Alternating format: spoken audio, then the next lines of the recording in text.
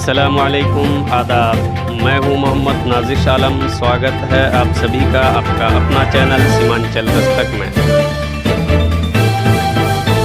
के अपने घर बार माँ बाप से दूर थे, जुर्म ये था बिहारी थे मजदूर थे, जुर्म ये था बिहारी थे मजदूर थे, पेट खाली था और भूख से चूर थे, फिर भी पैदल ही चलने को मजबूर थे। बसी आंख आंसू से नम, याद रखेंगे हम, याद रखेंगे हम। नीतीश कुमार, आपने गद्दारी करी। 2015 में इसी बिहार की आवाम ने आपको मुख्यमंत्री बना दिया था महागठबंधन का, लेकिन आप बीजेपी की गोद में बैठ गए, जिसे आप बहुत झूठा पार्टी बोलते थे। ये बिहार है, ये हर गुनाह माफ कर सकता है, लेकिन गद्दारी नहीं माफ कर सकता, नहीं माफ कर सकता। तब मेरे असद साहब, सीमांचल के लोगों पर तंज मत करिए। ये सीमांचल है, यहाँ के लोग किसी के टुकड़े पर नहीं पलते, अपने खून पसीने की कमाई से अपना घर बनाते हैं।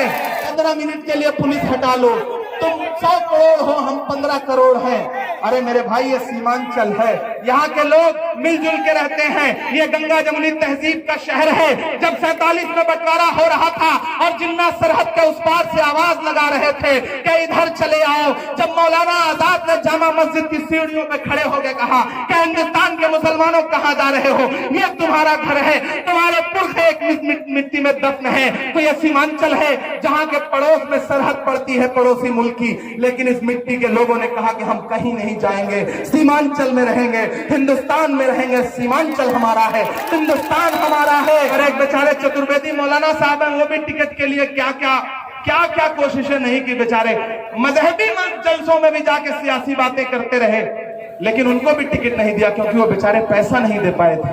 लड़ाई विधायक जिताने की नहीं, बल्कि सरकार बनाने की है। और सरकार मोदी और नीतीश की कौन हटा सकता है? तेजस्वी और राहुल की जोड़ी हटा रही है। आप 10 नवंबर को बिहार बदल दो, खुदा ने चाहा तो 24 में हिंदुस्तान की भी गद्दी बदल जाएगी, नरेंद्र मोदी भी हट जाएंगे। मैं फिर से पढ़ता हूँ, तैयार रहना। 15 सालों का बदला लिया जाएगा, लिया जाएगा कि नहीं लिया जाएगा? 15 सालों का बदला 15 सालों का बदला लिया जाएगा, सब सवालों का बदला लिया जाएगा। चलते चलते जो थे पाँव में पड़ गए, चलते चलते जो थे पाँव में पड़ गए, ऐसे छालों का बदला लिया जाएगा। अरे लिया जाएगा कि नहीं लिया जाएगा? लिया जाएगा कि नहीं लिया जाएगा? अरे बताओ, चौकीहाट वालों, सरफराज को जिता रहे हो ना? देखना मोदी जी, देखना तोड़ देंगे तुम्हारा भरम, याद रखोगे तुम, याद रखेंगे हम, ऐ हुकूमत तेरे सारे। अगली सभा के लिए देर हो रही है, आप सरफराज भाई को जिताओ। इसी जगह पर जीत के जश्न में फिर आऊंगा और सरफराज मंत्री बनेंगे, मंत्री आप इनको जिताओ। असदुद्दीन साहब माइक पर खड़े होकर के अल्लाह और रसूल का नाम लेकर के वोट मांगते हैं, सर पे टोपी लगा करके वोट मांगते हैं, चेहरे पे अल्हम्दुलिल्लाह उनके नूर भी है। तो उनसे पूछो कि वो इतना झूठ क्यों बोलते हैं, इतना झूठ क्यों बोलते हैं? वो ये क्यों कहते हैं कि कोई एनआरसी और सीए में खड़ा नहीं था? अरे इमरान प्रतापगढ़ी ने सीए एनआरसी में हिंदुस्तान में 63 जगह सभाएं करी हैं, 63 जगह सभाएं करी हैं। मैं इमरान प्रतापगढ़ी हूं, मैं अररिया भी आया था, आप गवाह हैं, आया था कि नहीं आया था? आया था।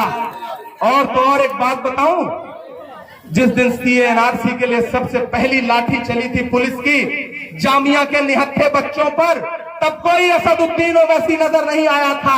रात के 10:30 बजे से सुबह के 4:30 बजे तक दिल्ली पुलिस मुख्यालय के हेडक्वार्टर के सामने खड़ा होकर के इमरान प्रतापगढ़ी दिल्ली पुलिस मुर्दाबाद के नारे लगा रहा था। कहां थे आप कहते हो कि आपने CA/NRC में हिस्सा लिया।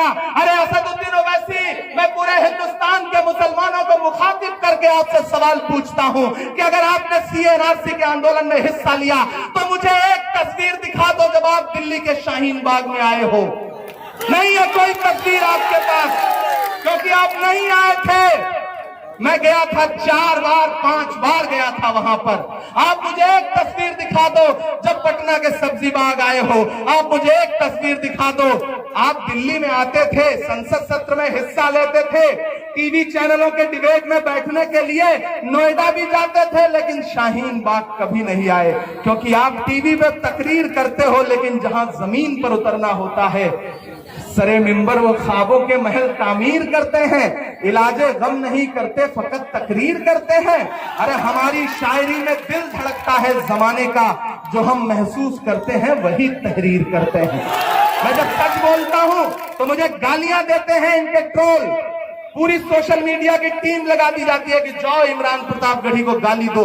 माँ बहन की गालियां, वोट अल्लाह रसूल के नाम पे मांगते हो और एक अपने ईमान वाले भाई को माँ बहन की गाली दिलवाते हो। नहीं इत्तेफाक रखता मैं तुम्हारी सियासत से, तुम अपनी सियासत करो, हम अपनी सियासत करें, लेकिन हमने तुम्हें कभी गाली नहीं दी। इस यहाँ मौजूद किसी भी भोले भाले इंसान ने किसी दूसरे सियासी पार्टी के इंसान को गाली नहीं दी, लेकिन आपके लोग गाली देते हैं और फिर जोकी हाट में खड़े होकर के मरहूम तस्लीमुद्दीन साहब का हवाला देते हो। अरे ओवैसी साहब, आप मुसलमानों के इत्तेहाद के लिए तकरीरें करते हो, क्या यही इत्तेहाद है? क्या यही इत्तेहाद है? एक सगे भाई के खिलाफ एक सगे भाई को लड़ाना, क्या यही इत्तेहाद है? मुझे बताओ, क्या यही इत्तेहाद है? क्या यही एकजुटता है? सरफराज आलम के सगे भाई को सरफराज आलम के खिलाफ चुनाव लड़ा देना, क्या यही इत्तेहाद है? ये तो सीधे सीधे बीजेपी को जितवाने की साजिश है। सीधे सीधे साजिश है कि नहीं है? मुझे बताओ। वो जोकी हाट जिसे अपने खून पसीने से तस्लीमुद्दीन साहब ने सींचा, वहीं आकर के आप उन्हीं का हवाला देके बीजेपी को जिताने की कवायद करते हो। अरे असदुद्दीन ओवैसी साहब, मैदान महशर में, हश्र के मैदान में तस्लीमुद्दीन साहब आपका गिरेबान पकड़ के पूछेंगे कि आपने अपनी सियासत के लिए मेरे 2 सगे बेटों को आपस में लड़वा दिया। सियासत आती जाती रहेगी, लेकिन आपने जो 2 सगे भाइयों के दिलों में नफरत का जहर बोया है, वो कैसे खत्म होगा? कौन सी सियासत कर रहे हो असदुद्दीन साहब? कौन सी सियासत है ये? माइक पर खड़े होकर के लोगों को इत्तेहाद और मुत्तहिद करने की बातें और सगे भाई के खिलाफ सगे भाई को लड़ा देना, क्या मुंह दिखाओगे? आज तस्लीमुद्दीन साहब की रूह ऊपर कितना तकलीफ में होगी कि एक सगे भाई के खिलाफ, अरे टिकट कट गया। शहनवाज आलम मेरे भाई, आप भी मेरे भाई हो, टिकट कट गया तो कट गया।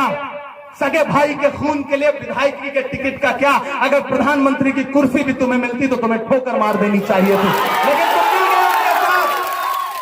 तुम मिल गए उनके साथ। एक भाई से इतनी नफरत, बड़ा भाई होता है। बड़ा भाई उसी कोख से पैदा हुआ है जिस कोख से आप पैदा हुए हो। उस एक बड़े भाई के खिलाफ नामांकन करते हुए हाथ नहीं कांपा आपका? क्यों? क्योंकि असदुद्दीन ओवैसी साहब ने चाबी भर दी थी, क्योंकि बिहार में सरकार बन रही है तेजस्वी यादव की, तो लोग छोड़ दिए गए हैं। मेरे भाई, 1-2 विधायक 3 विधायक जिताने की लड़ाई है ही नहीं, ये लड़ाई है सरकार बदलने की। और सरकार का मतलब क्या होता है, हम उत्तर प्रदेश वालों से उसका दर्द पूछो। एनआरसी के आंदोलन में इन्हीं हाथों से 21 लाशें उठा के आया हूं। 21 लाशें सीधे सीनों पे सीधे गोलियां मारी गई हैं। ये होती है हुकूमत। अगर कोई जालिम हुकूमत है तो उसे बदलने के लिए अगर कुर्बानी देनी पड़े तो देना चाहिए। अगर उसे बदलने के लिए अपने छोटे मोटे मसले, छोटे मोटे झगड़े किनारे रखने पड़े तो रखना चाहिए। मुझे बताओ जोकी हाट वालों, मुझे बताओ कि इस बड़ी लड़ाई में तुम खड़े हो या नहीं तेजस्वी के साथ, राहुल के साथ। ऐसे काम नहीं चलेगा। एक एक हाथ उठा के बताओ, छत पर भी चलेगा वो भी बताए, उठाओ हाथ। एक एक उठा हुआ हाथ बता रहा है कि आप खड़े हो, आप खड़े हो सरफराज आलम के साथ। और जोर से हाथ बुलंद करो, खड़े हो ना, सरफराज आलम के साथ खड़े हो। मरहूम तस्लीमुद्दीन साहब के इस चश्मो चिराग जो बड़ा बेटा है जो उनकी विरासत संभाल रहा है उसके साथ खड़े हो। और एक बात बता दूं, शहनवाज साहब नाराज होकर के भले ही भाजपाई एजेंटों के साथ मिल गए हैं, लेकिन मैं एक दिन उन्हें भी मनाऊंगा। चुनाव खत्म हो जाएगा तो मैं एक दिन उनसे भी कहूंगा, उनका भी हाथ पकड़ के तेजस्वी के पास ले जाऊंगा और कहूंगा कि ये थे अपने ही, थोड़ा भटक गए थे, अब फिर इनको लेना है। और सरफराज भाई आपको भी उन्हें सीने से लगाना पड़ेगा। लगाइएगा, ये मेरे लिए आप बोलिए, लगाइएगा, हाथ उठा के बताइए, लगाइएगा। ये वादा रहा इनका। ये फिर से शहनवाज साहब को देखिए, मैं तो बस एक बात आखिर में आपसे कह रहा हूं, शायरी भी सुनाऊंगा, नहीं सुनाऊंगा तो मैं जानता हूं आप नाराज हो जाएंगे। मेरे भाई, ये लड़ाई वाकई बहुत बड़ी है। विधान परिषद में मैं भाजपा का साथ दूंगी। सुना है वो वीडियो, सुना है? हाँ, मायावती जी कह रही हैं कि मैं भाजपा का साथ दूंगी। और ये उपेंद्र कुशवाहा बाबू तो पहले ही भाजपा की कैबिनेट में मंत्री थे, उनको मुख्यमंत्री बनाने के लिए आपके बीच में जाके कह रहे हैं कि मुसलमानों मुझे वोट दो। मुसलमानों में सीए एनआरसी में मजलिस के अलावा कौन खड़ा था? अरे असदुद्दीन ओवैसी साहब, आप कह रहे हैं कि सीए एनआरसी में कोई राजद का कार्यकर्ता नहीं खड़ा था, कोई कांग्रेस का कार्यकर्ता नहीं खड़ा था। इमरान प्रतापगढ़ी यहाँ खड़ा होकर के आपको चैलेंज करके कहता है कि आइए मुझसे बात करिए, मैं बताऊंगा कि मैं कहां कहां खड़ा था। अरे मैं खड़ा था शाहीन बाग में 90 साल की बिल्किस दादी के साथ, मैं खड़ा था गया के शांति बाग में, मैं खड़ा था पटना के सब्जी बाग में, मैं खड़ा था टोक राजस्थान के मोती बाग में, मैं खड़ा था केरल के कन्नूर में, मैं खड़ा था आपके घर से हैदराबाद में 400 मीटर की दूरी पर जो कुली कुतुब शाह स्टेडियम है उसमें भी मैं खड़ा था। मैंने वहां भी सभा की थी और उस सभा का इनाम आपने अपनी हुकूमत से मुझे क्या दिलवाया था? बिहार वालों, आज बता रहा हूं आपसे, मेरे खिलाफ मुकदमा कायम करवाया तेलंगाना की केसीआर हुकूमत ने। मेरा जुर्म उस मुकदमे में क्या लिखा गया है पता है आपको? ये लिखा गया है कि इमरान प्रतापगढ़ी ने हैदराबाद में ये खड़े होकर पूछा कि हैदराबाद में कोई शाहीन बाग क्यों नहीं है। ये जुर्म था मेरा। हाँ, मैं यहाँ खड़ा होकर आपसे पूछ रहा हूँ असदुद्दीन साहब कि आप सीमांचल में कह रहे हैं कि मजलिस के कारकुन पूरे हिंदुस्तान में एहतजाज कर रहे थे, तो मैं आपसे पूछता हूँ कि जब हिंदुस्तान के हर शहर में शाहीन बाग थे, जब अररिया में भी एहतजाज हो रहा था, किशनगंज में भी हमारी माएं बहनें बैठी थी शाहीन बाग बना करके, तो मुझे जवाब दो कि आपके हैदराबाद में जब हमारी बहन बेटियां बुर्के में निकल के एहतजाज कर रही थी तो आपके दोस्त केसीआर की पुलिस उन्हें उठा ले जाती थी थाने, और बुर्का नशीन बहनों को 12-12 घंटे थाने में बिठा के उन्हें तब छोड़ा जाता था। आप सीमांचल में आके कह रहे हो कि एनआरसी का आंदोलन हमने किया। क्या ओवैसी साहब, मैं गया था आपके यहाँ तो मेरे ऊपर मुकदमा कायम करवा दिया। मुझे योगी आदित्यनाथ ने मुरादाबाद में एक सभा करने के एवज में जानते हैं कितने करोड़ का जुर्माना मेरे ऊपर लगाया था? 1 करोड़ 4 लाख रुपए का। योगी आदित्यनाथ ने 1 करोड़ 4 लाख रुपए का मुकदमा लगवाया। ओवैसी साहब के हैदराबाद पुलिस ने मेरे ऊपर कहा कि आपने ये क्यों कहा कि हैदराबाद में कोई शाहीन बाग नहीं है, इसलिए आप पर भड़काऊ भाषण का इल्जाम है। और आप सीमांचल में आके लोगों से कह रहे हैं सीए एनआरसी। अरे सीए एनआरसी में जबरदस्ती क्रेडिट लेकर के वोट मत मांगिए।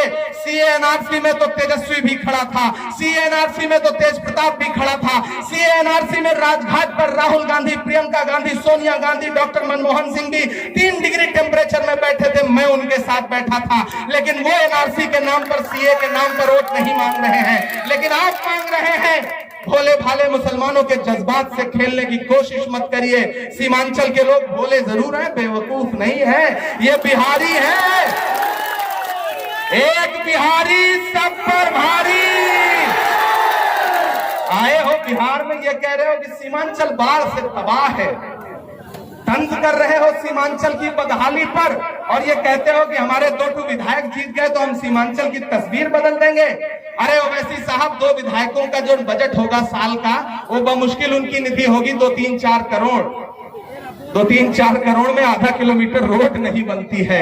सीमांचल की बदहाली दूर होगी जब 10 नवंबर को पटना की गद्दी पर तेजस्वी यादव मुख्यमंत्री पद की शपथ लेगा। तो मैंने उनसे कहा है कि तेजस्वी साहब, कल मैंने हसनपुर में उनसे कहा कि आप बताइए, आप लोगों से वादा कर रहे हैं, नौजवानों से ये कह रहे हैं कि नौजवानों, अगर तुमने हमें वोट देकर मुख्यमंत्री बनाया तो जो मैं पहली कलम से साइन करूंगा वो 10 लाख नौकरियां बिहार के नौजवानों के लिए सरकारी दूंगा। ये ऐलान कर रहे हो आप, तो ये बताओ सीमांचल को क्या दोगे? तो तेजस्वी यादव ने मुझसे कहा कि इमरान भाई, जाओ सीमांचल और दामन फैला के लोगों से वोट मांगो और अपना हाथ फैला के उनसे वादा भी कर लो कि तेजस्वी यादव को मुख्यमंत्री बनाइए, कांग्रेस महागठबंधन राजद और लेफ्ट की सरकार बनाइए और तेजस्वी यादव सीमांचल के लिए अलग से पैकेज भी देगा और सेंट्रल गवर्नमेंट की हलक में हाथ डाल के भी सीमांचल के लिए पैकेज देगा। ये लालू के लाल का वादा है। जो कि हाथ डालो मेरे भाइयों, ये लड़ाई 1-2 विधायक जिताने की नहीं है। 1-2 विधायक अगर सरकार ना हो तो 1-2 विधायक मोटरसाइकिल नहीं छुड़वा पाते हैं थाने से। मैं जानता हूं, मैं उत्तर प्रदेश से आया हूं। सही है कि नहीं है? वैसे हालात पैदा करो कि जिले में डीएम आए तो तुम्हारी सुने, कलेक्टर आए तो तुम्हारी सुने, एसपी आए तो तुम्हारी सुने। इस सभा का भी परमिशन नहीं दे रहे थे, मेरे हेलीकॉप्टर उतरने की परमिशन नहीं दे रहे हैं आजकल। तो ऐसी हालत कर दो, इतना झूम के वोट डाल दो कि तुम्हारी पसंद का डीएम आए, तुम्हारी पसंद का एसपी आए। 1 विधायक 2 विधायक जितवा करके क्या कर लोगे ओवैसी साहब? जब सीमांचल के लिए पैकेज लेने आना हमारे ही पास पड़ेगा, हमारे ही पास आना पड़ेगा। तेजस्वी यादव की हुकूमत ही देगी सीमांचल के लिए पैकेज। जो कि हाथ वालों, एक और बहुत जरूरी बात कह रहा हूं आपसे, इन दिनों बड़ी जज्बाती बातें की जा रही हैं। फेसबुक पर अगर आप एक पोस्ट कर दोगे सरफराज आलम के, तो इनबॉक्स में आकर के 4 गालियां भी लिख जाते हैं लोग, लिख जाते हैं कि नहीं?